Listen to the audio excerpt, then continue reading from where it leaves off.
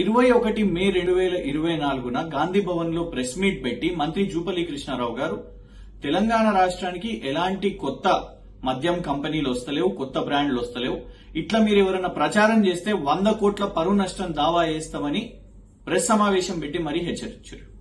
ఆ తర్వాత 27 మేన బీఆర్ఎస్ ప్రధాన కార్యాలయం నుంచి తెలంగాణ భవన్ లో ప్రెస్ సమావేశం పెట్టి సోమ్ డిస్టిలరీస్ అనే ఒక సంస్థ వాళ్లకు ఎట్లా తెలంగాణ కాంగ్రెస్ ప్రభుత్వం అనుమతులు ఇచ్చిందని సాక్ష్యాధారాలతోని బయట పెట్టడం జరిగింది.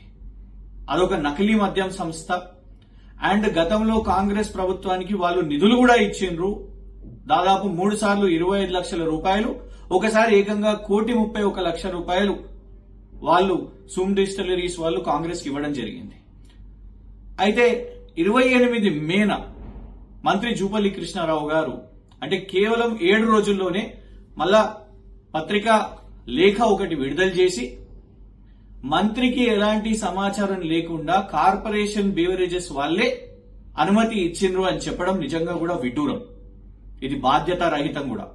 ఎందుకంటే 26 ఫిబ్రవరి 2024 అబ్కారీ విభాగం మధ్యప్రదేశ్ ప్రభుత్వం వాళ్ళు ఈ సోమ్ డిస్టిలరీస్ వాళ్లకు 420, 461, 471, 120B, 468 లాంటి తీవ్రమైన సెక్షన్లేసి జగదీష్ అరోరా అనే చైర్మన్ సోమ్ డిస్టిలరీస్ అతన్ని అరెస్ట్ చేయడం జరిగింది.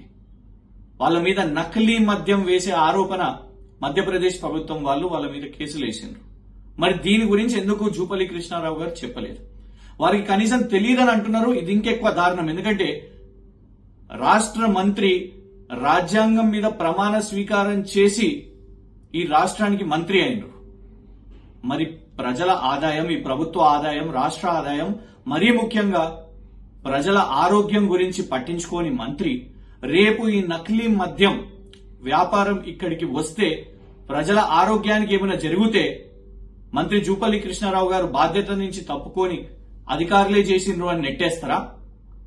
కేవలం ఇదొకటే కాదు, తన లేఖలో మరి కాంగ్రెస్ పార్టీకి 1,31 లక్షలు మరియు 75 లక్షల రూపాయలు విరాళాలు కాంగ్రెస్ పార్టీకి ఇచ్చిందాన్ని ఎక్కడ కూడా ఆ లేఖలో స్పందించలేదు, మాట్లాడలేదు. ఈ సంస్థ నకిలీ మద్యం విషయం మీద కేసులు ఎదుర్కొంటున్నది ఇతర రాష్ట్రాల్లో. అట్లాంటి సంస్థను కాంగ్రెస్ ప్రభుత్వం తెలంగాణ రాష్ట్రానికి తీసుకొని రావాల్సిన తరుణంలో మరి బీఆర్ఎస్ ఎత్తినప్పుడు దీని గురించి ఎక్కడ కూడా మంత్రి జూపల్లి కృష్ణారావు గారు మాట్లాడలేదు. కేవలం 7 రోజుల్లోనే ఫస్ట్ ఏమో అసలు ఆ వ్యాపారాలు ఇక్కడికి వస్తలేవు, ఏమీ లేదు అని చెప్పిన వ్యక్తి ఆ తర్వాత తన లేఖలో ఈ సోమ్ డిస్టిలరీస్ అనే సంస్థకు మంత్రి జూపల్లి కృష్ణారావు వకాల్తా పుచ్చుకొని ఇది చాలా గొప్ప సంస్థ, దేశంలో ఎన్నో చోట్లు చేస్తుంది అని దాని గురించి మాట్లాడుతున్నారు. అస్సలు తెలియదని చెప్పి ఇప్పుడేమో ఆ కంపెనీ గురించి చాలా గొప్పలు మాట్లాడుతున్నారు. అంటే కాంగ్రెస్ మంత్రికి కమిషన్ దక్కిందా, అందిందా?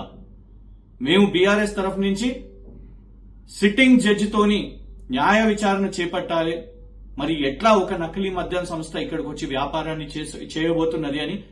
అయితే మంత్రి జూపల్లి కృష్ణారావు గారి ప్రమేయం ఇందులోనే ఉన్నది కాబట్టి ఆయన మంత్రిగా కొనసాగితే రాజకీయ ఒత్తిడి పెట్టగలుగుతారు. కాబట్టి నిష్పాక్షికంగా విచారణ జరగాలంటే జూపల్లి కృష్ణారావు గారు తప్పుకోవాలి, సీఎం రేవంత్ గారు వారిని మంత్రి పదవి నుంచి తొలగించాలి. తొలగించకపోతే, ఎందుకంటే ఇందులో నేరుగా కాంగ్రెస్ పార్టీకే నిధులు వచ్చినాయి కాబట్టి, ఫండ్స్ వచ్చినాయి కాబట్టి, మరి సీఎం రేవంత్ రెడ్డి గారే డైరెక్ట్ గా డీల్ చేసిరా మాకు అనుమానం వస్తున్నది. కాబట్టి ఎలా చర్యలు తీసుకుంటారో అప్పటి వరకు సోమ్ డిస్టిలరీస్ అనే నకిలీ మద్యం సంస్థ ఇక్కడ వ్యాపారాలు చేయకుండా నిలిపివేయాలని డిమాండ్ చేస్తున్నాం.